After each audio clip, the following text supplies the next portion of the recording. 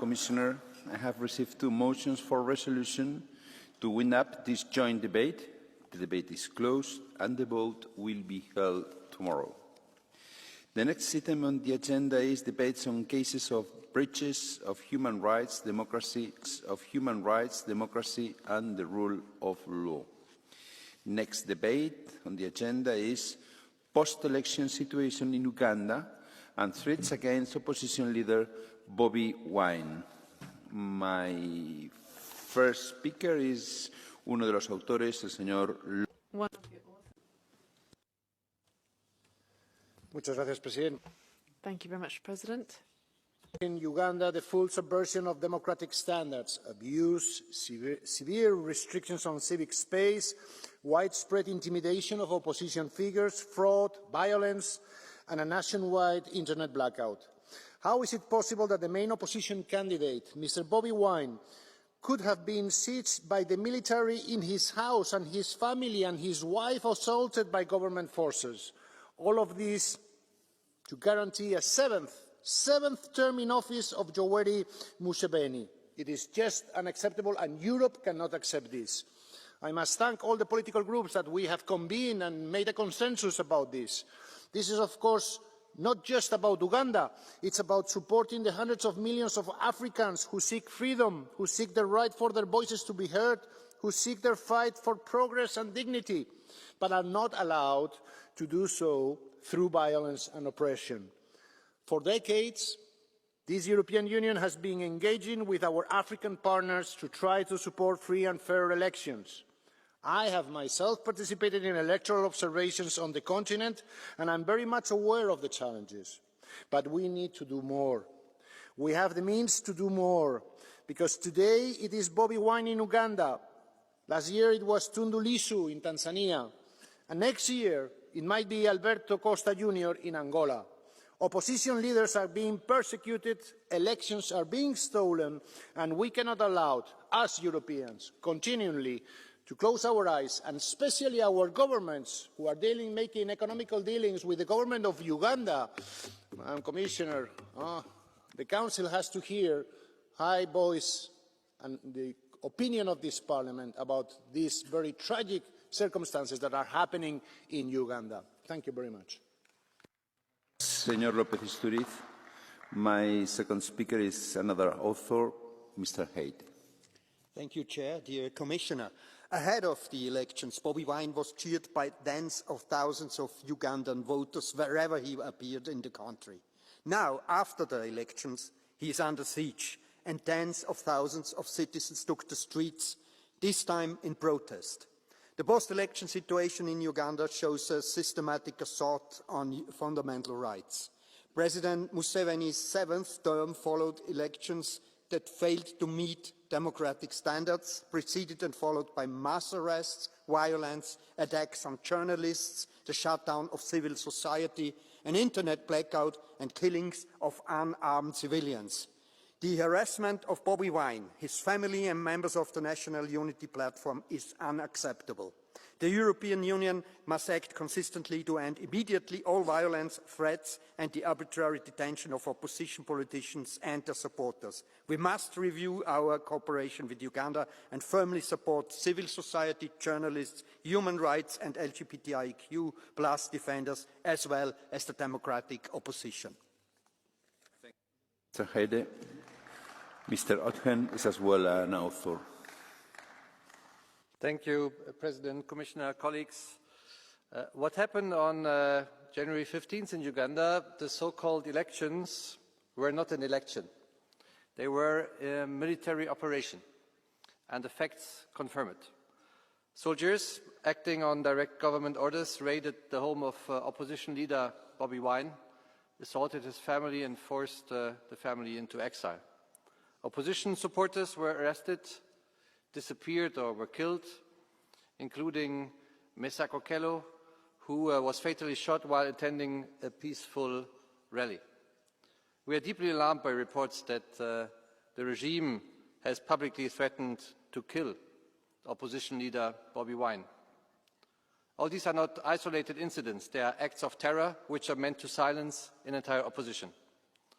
We call for the immediate and unconditional release of all political prisoners, an end to military trial of civilians, full accountability for the crimes committed and a real electoral reform. Today, we as European Parliament say clearly, we stand with Bobi Wine, Uganda's opposition and civil society, and all those who risk everything to demand freedom. Thank you. Thank you very much, dear colleague. Mr. Fröhlich is an author as well. Herr Präsident. Thank you, President. Idi Amin, former dictator of Uganda, said that he can't guarantee free speech. Critics of the of what's been happening in Uganda really can show that Uganda is an example of a post-colonial area. The opposition is suppressed, and in between 2020 and 2024, millions of euros were spent to ensure governance in Uganda. This has led to reactions, and in the end, this is just wasted money. We should focus development policy on economic growth and infrastructure, not just on exports. That will give us access to resources. That's a win-win situation. That's the best way of dealing with it. Thank you. We jump into the second part on behalf of the EPP Group, Mr. Schenk. Herr Präsident, liebe President, colleagues, well, to talk about Uganda is uncomfortable, but to turn a blind eye is irresponsible. What we say, or what we don't say, is important. Uganda is in a situation which we cannot possibly ignore. We're talking about citizens who suffer from violence, media that are not allowed to do their work, opposition with a very narrow and ever narrowing political area. So the elections have been characterized by imprisonment and also the removal of the internet, and Bobi Wine, who's had to go into hiding. This is a violation of basic principles. We in the Union want to have partnerships based on human dignity, on freedom, and on the rule of law. Our message, therefore, is absolutely indispensable. We stand on the side of the people of Uganda, not on the side of political repression. Power without legitimacy is fragile. Stability with no freedom is fragile too. So we need to make sure that we protect human rights. Thank you. Mr. Bullman, you have the floor on behalf of the Socialists and Democrats Group. Herr Präsident, Frau President, Commissioner, please allow me to read a social media post, to quote it. 22 NUP terrorists since last week. NUP steht für National Unity. NUP is the National Unity Platform. That's the opposition party. I continue to quote. The 23rd is Kabobi. Kabobi steht für Bobi Wine. Kabobi is Bobi Wine, the leader of the opposition and the candidate for the presidency. That quote is from the son of the president. He's also head of the Ugandan army. The post has now been removed, apparently because they fear an international reaction. I'm in favour of offering money to strengthen democracy. I'm in favour of protecting human rights through our cooperation. But this is completely unfair, what is happening, and I'm waiting for action from the Commission and the Council. The European Parliament is not going to let this go. My next speaker on behalf of the ESN Group is Mr. Siskowski. Thank you, Chair, ladies and gentlemen. 40 years is a long time, And 40 years ago, the world was completely different. Diego Maradona was the best football player. Margaret Thatcher was the ruling person in the UK. Uganda has had the same president all the time, so no surprise people want changes. But for the 40 years, the president of Uganda did not change either. He rules with the same methods all the time. And this shows the divergence between what we're talking here, where we condemn the behavior of authorities, and that we make business with Uganda. So here there is this discrepancy, because on the one hand we talk about it and indeed we invest there, and we have a policy which should be realpolitik, that is, we focused on business and raw materials. The violence obviously has a very dark side to it, and we should condemn what's happening there. On the other hand, foreign policy should be about caring about our own interest. Thank you. Much, dear colleague. I have 3 requests for the catch the eye. First one is Mr. Stier.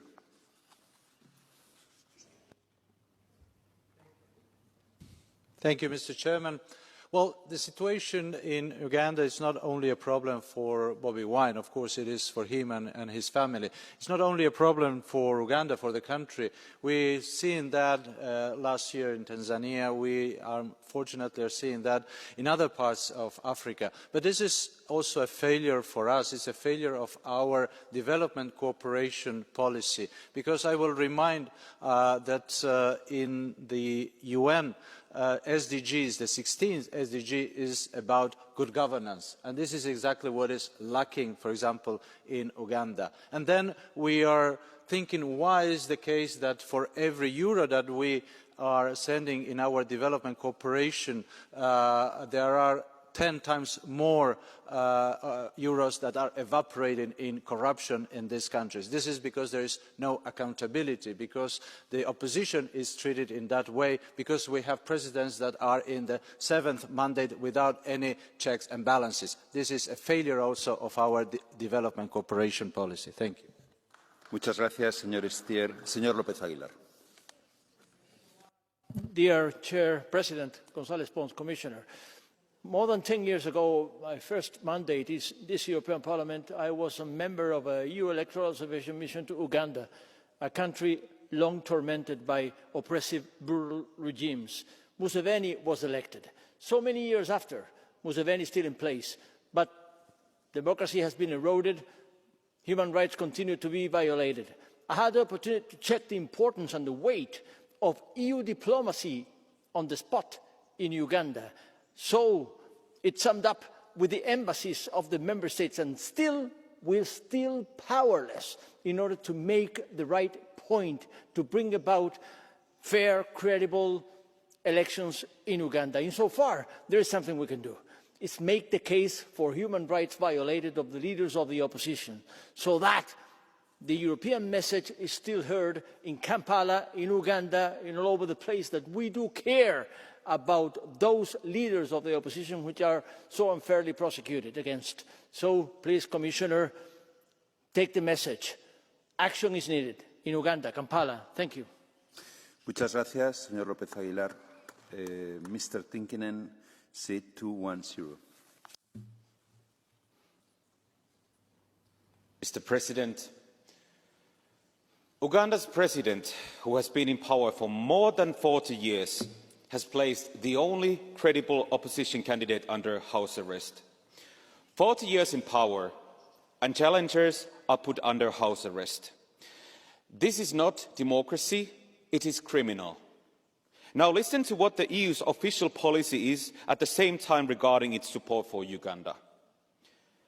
The EU cooperates with Uganda to promote the country's green transition, support sustainable and inclusive job creation and investment growth, and strengthen democratic governance that advances social inclusion and human rights. It seems the support policy has not been very successful. The EU must now decide whether we want to continue financing these regimes that laugh at our declarations with gold teeth flashing, or is it time to adopt a new mantra for development aid as well? Here we draw the line. Thank you. Thank you very much, dear colleague. Madam Commissioner. you have the floor.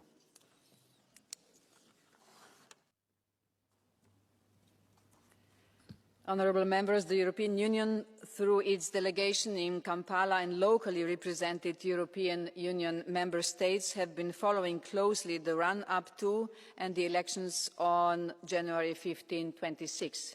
These engagements included meetings with all political parties, including with the National Unity Platform, as well as with electoral bodies and with government and the leadership of the Ugandan People's Defence Forces. An EU-funded project focused on electoral violence prevention called Let's Talk Peace was launched ahead of the campaign, which was welcomed by stakeholders across political lines. A diplomatic watch by the EU delegation was carried out on election day, and the spokesperson of the European External Action Service issued a statement after the announcement of the results. As mentioned in the statement, we share the findings of the preliminary statement of the African Union COMESA IGAD Joint Observation Mission as regards the involvement of the military in the electoral process, which is contrary to the Ugandan 1995 constitution. Furthermore, the internet shutdown implemented 2 days before the elections clearly limited access to information and freedom of association. We are also very concerned with the arbitrary arrests and suspension of numerous civil society organisations ahead of the elections. We call for investigations and accountability following the reports of death, violence and detentions of opposition politicians and human rights defenders, as well as for clarification of the current situation of Bobi Wine in particular. We call on all political actors to exercise restraint, to refrain from violence or incitement. The EU, despite the current challenges, will continue engagement with Uganda on a broad-based agenda based on shared interest and mutual respect, including on trade, critical raw materials. Our cooperation and humanitarian programmes promote a Team Europe approach, exploring opportunities for transformative projects, including under the Global Gateway. At the same time, the EU, through an open dialogue with Ugandan authorities, will continue to advocate for the respect of human rights and democratic principles and to follow up on anti-discrimination measures.